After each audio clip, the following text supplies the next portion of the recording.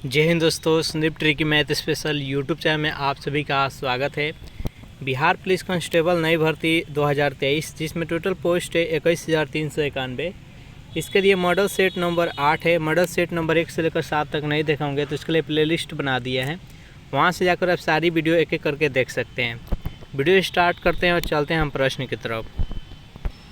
पहला प्रश्न है आपके सामने कि किस क्षेत्र में राहुल संकृत्यायन 1920 के असहयोग आंदोलन में सक्रिय थे? छापरा से, दिल्ली से, लखनऊ से और पटना से। बताइए यहाँ पर एक नंबर प्रश्न का सही आंसर क्या है। किस क्षेत्र में राहुल संकृत्यायन 1920 का जो असहयोग आंदोलन हुआ था वह सक्रिय थे? जो भी कैंडिडेट यहाँ पर ऑप्शन नंबर ए के साथ जा रहे हैं छापरा, बिल्कुल ही सही जवाब है। सेकेंड प्रश्न है आपके सामने कि दांडी यात्रा के साथ निम्नलिखित में से क्या आरंभ हुआ था? कौन सा आंदोलन था जो कि दांडी मार्च के साथ ही वह आरंभ हुआ था? होम रूल आंदोलन, बी है असहयोग आंदोलन, सी है सविनय अवज्ञा आंदोलन और डी है भारत छोड़ो आंदोलन। बताइए यहाँ पर सेकेंड प्रश्न का सही आंसर क्या है। तो सेकेंड प्रश्न का जो भी कैंडिडेट ऑप्शन नंबर सी के साथ जा रहे हैं सविनय अवज्ञा आंदोलन, बिल्कुल ही सही जवाब है। दांडी मार्च कब शुरू हुआ था? तो 1930 ईस्वी में, और 1930 ईस्वी में इसी मार्च के उपरांत सविनय अवज्ञा आंदोलन शुरू हुआ था। नेक्स्ट यहाँ पर तीन प्रश्न है आपके सामने कि 1934 में पटना में अखिल भारतीय कांग्रेस समाजवादी पार्टी का संयोजक कौन था? आचार्य नरेंद्र देव, बी अच्युत पटवर्धन, सी है जयप्रकाश नारायण और डी है राम मनोहर लोहिया। बताइए यहाँ पर तीन प्रश्न का सही आंसर क्या है। तो तीन प्रश्न का जो भी कैंडिडेट ऑप्शन नंबर सी के साथ जा रहे हैं जयप्रकाश नारायण, बिल्कुल ही सही जवाब है। नेक्स्ट यहाँ पर चार प्रश्न है आपके सामने कि सिंधु घाटी सभ्यता की विकसित अवस्था में निम्नलिखित में से किस स्थल से घरों में कुओं के अवशेष मिले? हड़प्पा से, कालीबंगा से, लोथल से और मोहनजोदड़ो से। बताइए यहाँ पर चार प्रश्न का सही आंसर क्या है। सिंधु घाटी सभ्यता की विकसित अवस्था में निम्नलिखित में से किस स्थल से घरों में कुओं के अवशेष मिले? तो चार प्रश्न का जो भी कैंडिडेट ऑप्शन नंबर डी के साथ जा रहे हैं मोहनजोदड़ो, बिल्कुल ही सही जवाब है। वर्तमान समय में यह पाकिस्तान में है और इसको मृतकों का टीला कहा जाता है। हड़प्पा कहाँ पर है? तो हड़प्पा भी पाकिस्तान और पंजाब में ये प्रसार है इसका। कालीबंगा राजस्थान में और लोथल है जो कि गुजरात में है। नेक्स्ट यहाँ पर 5 प्रश्न आपके सामने कि सिंधु घाटी सभ्यता किस युग की सभ्यता थी? रजत, तीन, स्वर्ण और कांस्य। बताइए यहाँ पर 5 प्रश्न का सही आंसर क्या है। सिंधु घाटी सभ्यता किस युग की सभ्यता थी? जो भी कैंडिडेट ऑप्शन नंबर डी के साथ जा रहे हैं कांस्य, बिल्कुल ही सही जवाब है। नेक्स्ट यहाँ पर 6 प्रश्न कि संस्कृत भाषा के पहले व्याकरण कौन थे? ऑप्शन नंबर ए है कलहण, बी है मैत्रेयी, सी है कालिदास और डी है पाणिनि। बताइए यहाँ पर 6 प्रश्न का सही आंसर क्या है। तो 6 प्रश्न का जो भी कैंडिडेट ऑप्शन नंबर डी के साथ जा रहे हैं पाणिनि, बिल्कुल ही सही जवाब है। नेक्स्ट यहाँ पर 7 प्रश्न है आपके सामने कि समाधि मरण किस दर्शन से संबंधित है? बौद्ध दर्शन से, बी है जैन दर्शन से, सी है योग दर्शन से और डी है लोकायत दर्शन से। बताइए यहाँ पर 7 प्रश्न का सही आंसर क्या है। समाधि मरण किस दर्शन से संबंधित है? तो 7 प्रश्न का जो भी कैंडिडेट ऑप्शन नंबर बी के साथ जा रहे हैं जैन दर्शन, बिल्कुल ही सही जवाब है। 8 प्रश्न है आपके सामने कि वह कौन सा पहला भारतीय राजा था जिसने मोहम्मद गौरी को हराया? चारों ऑप्शन देख लीजिए और जल्दी से बताइए यहाँ पर 8 प्रश्न का सही आंसर क्या है। तो 8 प्रश्न का जो भी कैंडिडेट ऑप्शन नंबर डी के साथ जा रहा है गुजरात का सोलंकी शासक मूलराज द्वितीय, बिल्कुल ही सही जवाब है। मोहम्मद गौरी के द्वारा कुछ महत्वपूर्ण युद्ध लड़ा गया है, उसके बारे में जान लेते हैं। 1191 में तराइन का प्रथम युद्ध लड़ा गया था पृथ्वीराज चौहान तथा मोहम्मद गौरी के बीच में, जिसमें कि पृथ्वीराज चौहान का जीत हो गया था क्योंकि जयचंद जो था वह पृथ्वीराज चौहान का साथ दिया था। फिर 1192 ईस्वी में तराइन के द्वितीय युद्ध लड़ा गया था पृथ्वीराज चौहान और मोहम्मद गौरी के बीच में, जिसमें कि जो जयचंद था वो मोहम्मद गौरी का साथ दिया था और इसमें पृथ्वीराज चौहान हार गया था। फिर 1194 ईस्वी में चंदावर का युद्ध लड़ा गया था जयचंद तथा मोहम्मद गौरी के बीच में, जिसमें मोहम्मद गौरी का विजय हुआ था। नेक्स्ट क्वेश्चन देखते हैं 9 प्रश्न है आपके सामने कि रजिया सुल्तान के पतन का महत्वपूर्ण कारण क्या था। उसका स्त्री होना, वह कुशल प्रशासिका नहीं थी, सेना का विद्रोह, रजिया द्वारा गैर तुर्कों को अधिक महत्व देना। बताइए यहाँ पर 9 प्रश्न का सही आंसर क्या है। रजिया सुल्तान के पतन का महत्वपूर्ण कारण क्या था। तो जो भी कैंडिडेट ऑप्शन नंबर ए के साथ जा रहे हैं उसका स्त्री होना बिल्कुल ही सही जवाब है। उनकी स्त्री होने के कारण ही रजिया सुल्तान का जो शासन था उसका पतन हो गया था। रजिया सुल्तान इल्तुतमिश की बेटी थी और ये 1236 से लेकर 1239 तक ये शासन की थी दिल्ली सल्तनत पर, और प्रथम महिला मुस्लिम शासिका ये बनी थी रजिया सुल्तान, याद रखिएगा। नेक्स्ट यहाँ पर 10 प्रश्न है कि निम्नलिखित में से किसे दूसरा सिकंदर माना जाता है। जलालुद्दीन खिलजी को, मुबारक खिलजी को, खुसरू खान को, और डी है अलाउद्दीन खिलजी को। बताइए यहाँ पर 10 प्रश्न का सही आंसर क्या है। निम्नलिखित में से किसे दूसरा सिकंदर माना जाता है। जो भी कैंडिडेट यहाँ पर ऑप्शन नंबर डी के साथ जा रहे हैं अलाउद्दीन खिलजी बिल्कुल ही सही जवाब है। अलाउद्दीन खिलजी एकमात्र ऐसा दिल्ली सल्तनत का शासक था जो कि दक्षिण भारत पर विजय प्राप्त किया था, इसलिए ये अपने आप को दूसरा सिकंदर घोषित किया था। 11वां प्रश्न है कि आंध्र प्रदेश राज्य की नई राजधानी कौन सी है। हैदराबाद, अमरावती। बताइए यहाँ पर 11वां प्रश्न का सही आंसर क्या है। दोनों ऑप्शन में से बताइए इसका राइट आंसर क्या है। तो जो भी कैंडिडेट ऑप्शन नंबर बी के साथ जा रहे हैं अमरावती बिल्कुल ही सही जवाब है। 12वां प्रश्न है आपके सामने कि कोंकणी कहाँ की शासकीय भाषा है। आंध्र प्रदेश की, अरुणाचल प्रदेश की, पश्चिम बंगाल की और गोवा की। बताइए यहाँ पर 12वां प्रश्न का सही आंसर क्या है। कोंकणी कहाँ की शासकीय भाषा है, जल्दी से कमेंट कीजिए।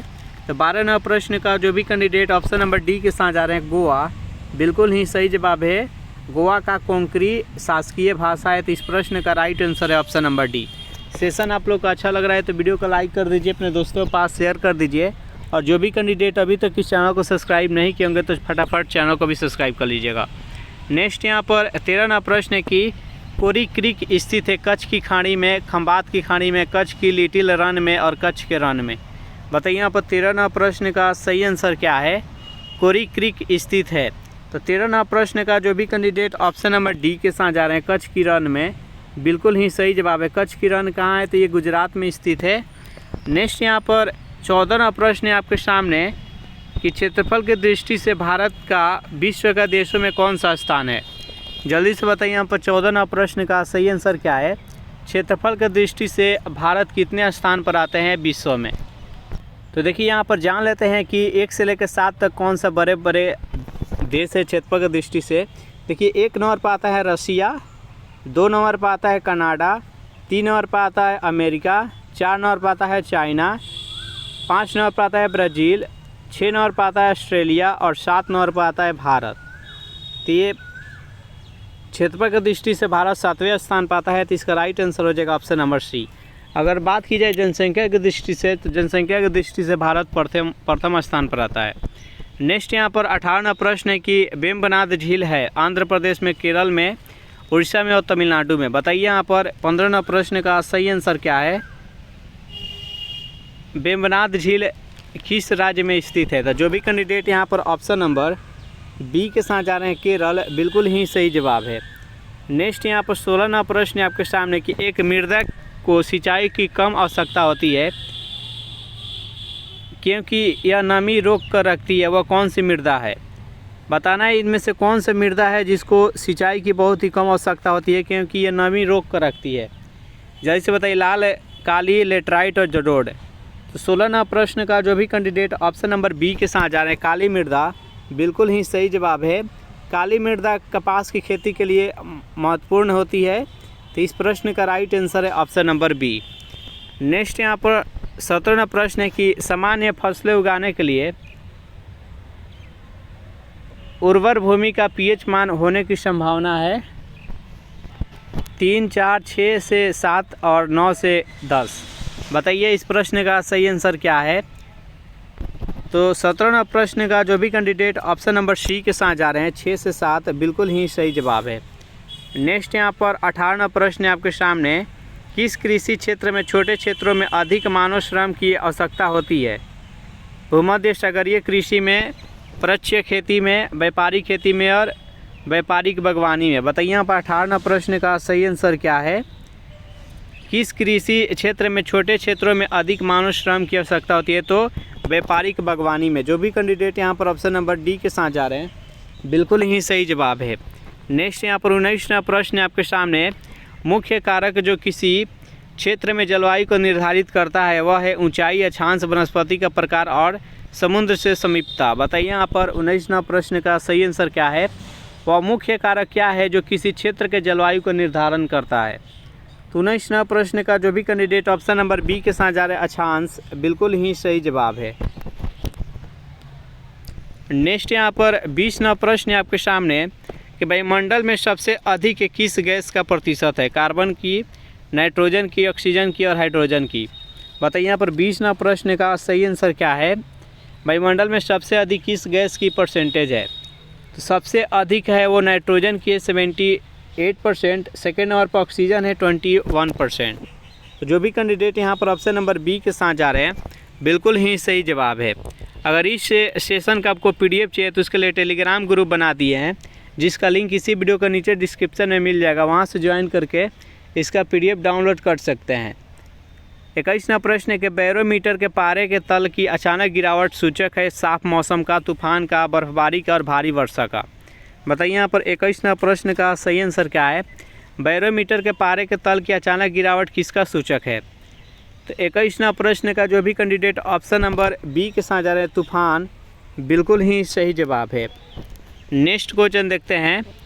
22वां प्रश्न है आपके सामने कि संविधान असाधारण परिस्थितियों में राष्ट्रपति को राज्यपाल के कृतियों को निर्वहन हेतु उपबंध कर सकता है। अनुच्छेद 160 में, अनुच्छेद 162 में, अनुच्छेद 165 में। बताइए यहाँ पर 22वां प्रश्न का सही आंसर क्या है। प्रश्न है कि संविधान असाधारण परिस्थितियों में राष्ट्रपति को राज्यपाल के कृतियों के निर्वहन हेतु बंद कर सकता है किस अनुच्छेद के तहत। तो जो भी कैंडिडेट ऑप्शन नंबर ए के साथ अनुच्छेद 160, बिल्कुल ही सही जवाब। 23वां प्रश्न है आपके सामने कि लोकसभा के प्रथम अध्यक्ष कौन थे। मालवनकर, हुकुम सिंह, BD जट्टी, BB गिरी। बताइए यहाँ पर 23वां प्रश्न का सही आंसर क्या है। लोकसभा के प्रथम अध्यक्ष कौन थे। तो जो भी कैंडिडेट यहाँ पर ऑप्शन नंबर ए के साथ जा रहे हैं GB मालवनकर, बिल्कुल ही सही जवाब है। अगर पूछा जाए कि लोकसभा के प्रथम महिला अध्यक्ष कौन थी तो उसका हो जाएगा आंसर मीरा कुमार, 15वीं लोकसभा के अध्यक्ष थी। नेक्स्ट यहाँ पर 24वां प्रश्न है आपके सामने कि भारत के संविधान में हमारे राष्ट्र का उल्लेख किन नामों से किया गया है। भारत तथा इंडिया के, केवल भारत के, हिंदुस्तान और इंडिया के, भारत, हिंदुस्तान और इंडिया। बताइए यहाँ पर 24वां प्रश्न का सही आंसर क्या है। भारत के संविधान में हमारे देश का उल्लेख किन नामों से किया गया है। तो 24वां प्रश्न का जो भी कैंडिडेट ऑप्शन नंबर ए के साथ जा रहे हैं भारत और इंडिया, बिल्कुल ही सही जवाब है। 25वां प्रश्न आपके सामने किसी एक समान वृत्तीय गति में वेग और त्वरण दोनों एक नियत रहते हैं, चाल और त्वरण दोनों ही नियत रहते हैं, वेग और त्वरण दोनों ही परिवर्तित होते हैं। डी है चाल और त्वरण दोनों ही परिवर्तित होते हैं। बताइए यहाँ पर 25वां प्रश्न का सही आंसर क्या है। किसी एक समान वृत्तीय गति में वेग तथा त्वरण दोनों ही नियत रहते हैं। जो भी कैंडिडेट ऑप्शन नंबर ए के साथ जा रहे हैं बिल्कुल ही सही जवाब है। नेक्स्ट यहाँ पर 26वां प्रश्न है आपके सामने। सोलर कुकर में किसका प्रयोग होता है। अवतल लेंस का, उत्तल लेंस का, अवतल दर्पण का, उत्तल दर्पण का। बताइए इस प्रश्न का सही आंसर क्या है। सोलर कुकर में किसका प्रयोग किया जाता है। जो भी कैंडिडेट ऑप्शन नंबर सी के साथ जा रहे हैं अवतल दर्पण, बिल्कुल ही सही जवाब है। चलिए नेक्स्ट क्वेश्चन देखते हैं। प्रश्न है 27वां, पदार्थ का परमाणु सिद्धांत किसने प्रतिपादित किया था। अवोगाद्रो ने, डाल्टन ने, न्यूटन ने और पास्कल ने। बताइए यहाँ पर 27वां प्रश्न का सही आंसर क्या है। पदार्थ का परमाणु सिद्धांत किसने प्रतिपादित किया था। तो 27वां प्रश्न का जो भी कैंडिडेट ऑप्शन नंबर बी के साथ जा रहे हैं जॉन डाल्टन, बिल्कुल ही सही जवाब है। नेक्स्ट यहाँ पर 28वां प्रश्न है कि केले के बीज क्यों नहीं बनते हैं। क्योंकि केले में बीजांड नहीं होता है। बी है केले में परागकण नहीं होता है। ये दोनों ऑप्शन में से जल्दी से बताइए 28वां प्रश्न का सही आंसर क्या है। केले में बीज क्यों नहीं होते हैं। तो जो भी कैंडिडेट ऑप्शन नंबर बी के साथ जा रहे हैं, केले में परागकण नहीं होता है, इसका राइट आंसर हो जाएगा ऑप्शन नंबर बी।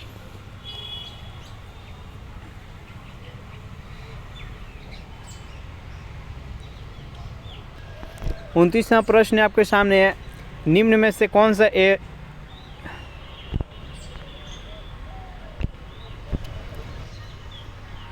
29वां प्रश्न है कि निम्न में से कौन एल्कोहल के निर्माण में प्रयुक्त होता है? जीवाणु, विषाणु, अमीबा, यीस्ट। बताइए यहाँ पर 29वां प्रश्न का सही आंसर क्या है? निम्न में से कौन सा एल्कोहल के निर्माण में प्रयुक्त होता है? जो भी कैंडिडेट यहाँ पर ऑप्शन नंबर डी के साथ जा रहे हैं, यीस्ट, बिल्कुल ही सही जवाब है। 30वां प्रश्न है कि ऑक्टेन संख्या गुणवत्ता का माप है खाद्य तेलों की, पेट्रोल की, किरोसिन तेल की और सुगंधित तेलों की। बताइए यहाँ पर 30वां प्रश्न का सही आंसर क्या है? ऑक्टेन संख्या का प्रयोग किसके माप के लिए किया जाता है? तो 30वां प्रश्न का जो भी कैंडिडेट ऑप्शन नंबर बी के साथ जा रहे हैं, पेट्रोल की, बिल्कुल ही सही जवाब है। नेक्स्ट यहाँ पर 31वां प्रश्न कि कोई साइकिल सवार किसी मोड़ में घूमता है तो वह बाहर की ओर झुकता है, आगे की ओर झुकता है, भीतर की ओर झुकता है, बिल्कुल नहीं झुकता है। बताइए यहाँ पर 31वां प्रश्न का सही आंसर क्या है? कोई साइकिल सवार है जो कि किसी मोड़ पर जाता है तो आप किधर झुकता है? जल्दी से बताइए यहाँ पर 31वां प्रश्न का सही आंसर क्या है? 31वां प्रश्न का जो भी कैंडिडेट ऑप्शन नंबर सी के साथ जा रहे हैं, भीतर की ओर झुकता है, बिल्कुल सही जवाब है, अभिकेंद्रीय बल के कारण। नेक्स्ट यहाँ पर 32वां प्रश्न है आपके सामने, किस स्मृति में 28 फरवरी प्रत्येक वर्ष राष्ट्रीय विज्ञान दिवस के रूप में मनाया जाता है? चारों ऑप्शन देख लीजिए और जल्दी से बताइए यहाँ पर 32वां प्रश्न का सही आंसर क्या है? किसकी स्मृति में 28 फरवरी को प्रत्येक वर्ष राष्ट्रीय विज्ञान दिवस के रूप में मनाया जाता है? तो 32वां प्रश्न का जो भी कैंडिडेट ऑप्शन नंबर ए के साथ जा रहे हैं, रमन प्रभाव दिवस के रूप में, बिल्कुल ही सही जवाब है। नेक्स्ट यहाँ पर 33वां प्रश्न है कि स्वचालित इंजनों हेतु निम्नलिखित में से कौन सा एक हिमरोधी के तौर पर प्रयुक्त होता है? एथेनॉल, एथिलीन, ग्लाइकॉल, मेथेनॉल और प्रोपीन एल्कोहल। बताइए यहाँ पर 33वां प्रश्न का सही आंसर क्या है? तो 33वां प्रश्न का जो भी कैंडिडेट ऑप्शन नंबर बी के साथ जा रहे हैं, एथिलीन ग्लाइकॉल, बिल्कुल ही सही जवाब है। नेक्स्ट क्वेश्चन देखते हैं। 34वां प्रश्न है कि निम्न में से कौन सी गैस वैश्विक उष्णता के लिए उत्तरदायी है? केवल ऑक्सीजन और कार्बन डाइऑक्साइड, सी है कार्बन डाइऑक्साइड और मीथेन, और डी है केवल मीथेन। बताइए यहाँ पर 34वां प्रश्न का सही आंसर क्या है? निम्न में से कौन सी गैस वैश्विक उष्णता के लिए, यानी जिसको ग्लोबल वार्मिंग कहा जाता है, उसके लिए उत्तरदायी है? तो 34वां प्रश्न का जो भी कैंडिडेट ऑप्शन नंबर सी के साथ जा रहे हैं, कार्बन डाइऑक्साइड और मीथेन, बिल्कुल ही सही जवाब है। नेक्स्ट यहाँ पर 35वां प्रश्न आपके सामने कि चिपको आंदोलन के प्रणेता कौन है? चारों ऑप्शन देख लीजिए और जल्दी से बताइए यहाँ पर 35वां प्रश्न का सही आंसर क्या है? चिपको आंदोलन के प्रणेता कौन है? तो 35वां प्रश्न का जो भी कैंडिडेट ऑप्शन नंबर डी के साथ जा रहे हैं, चंडी प्रसाद भट्ट, बिल्कुल ही सही जवाब है। चिपको आंदोलन ये किस राज्य में प्रचलित था? तो ये उत्तराखंड में, याद रखिएगा। नेक्स्ट यहाँ पर 36वां प्रश्न है कि निम्नलिखित में से कौन सा छत्तीसगढ़ में स्थित है? चारों ऑप्शन देख लीजिए और जल्दी से बताइए यहाँ पर 36वां प्रश्न का सही आंसर क्या है? निम्नलिखित में से कौन सा छत्तीसगढ़ में स्थित है? तो 36वां प्रश्न का जो भी कैंडिडेट ऑप्शन नंबर सी के साथ जा रहे हैं, इंद्रावती राष्ट्रीय उद्यान, बिल्कुल ही सही जवाब है। 37वां प्रश्न है आपके सामने कि जिम कार्पेट राष्ट्रीय उद्यान अपना जल किस नदी से प्राप्त करता है? अलकनंदा नदी से, रामगंगा नदी से, धौलीगंगा नदी से और शारदा नदी से। बताइए यहाँ पर 37वां प्रश्न का सही आंसर क्या है? जिम कार्पेट राष्ट्रीय उद्यान अपना जल किस नदी से प्राप्त करता है? तो जो भी कैंडिडेट ऑप्शन नंबर बी के साथ जा रहे हैं, रामगंगा नदी से, बिल्कुल ही सही जवाब है। जिम कार्पेट राष्ट्रीय उद्यान भारत की सबसे पुराना राष्ट्रीय उद्यान है और ये भारत के उत्तराखंड राज्य में स्थित है। इसका राइट आंसर है ऑप्शन नंबर बी। नेक्स्ट यहाँ पर 38वां प्रश्न है कि भारत में निम्नलिखित में से कौन नवीकरणीय ऊर्जा स्रोत सर्वाधिक संभाव्यता वाला है? चारों ऑप्शन देख लीजिए और जल्दी से बताइए यहाँ पर 38वां प्रश्न का सही आंसर क्या है? तो 38वां प्रश्न का जो भी कैंडिडेट ऑप्शन नंबर ए के साथ जा रहे हैं, सौर शक्ति, बिल्कुल ही सही जवाब है। तो इस प्रकार ये सेशन यहीं पर समाप्त हो रहा है। सेशन आप लोग को कैसा लगा ज़रूर कमेंट करके बताइएगा। सेशन आप लोग को अच्छा लगा हो तो वीडियो को लाइक कर दीजिए, अपने दोस्तों के पास शेयर कर दीजिए और जो भी कैंडिडेट अभी तक इस चैनल को सब्सक्राइब नहीं किए होंगे तो फटाफट इस चैनल को सब्सक्राइब कर दीजिए। Thanks for watching this video. मिलते हैं नेक्स्ट वीडियो में।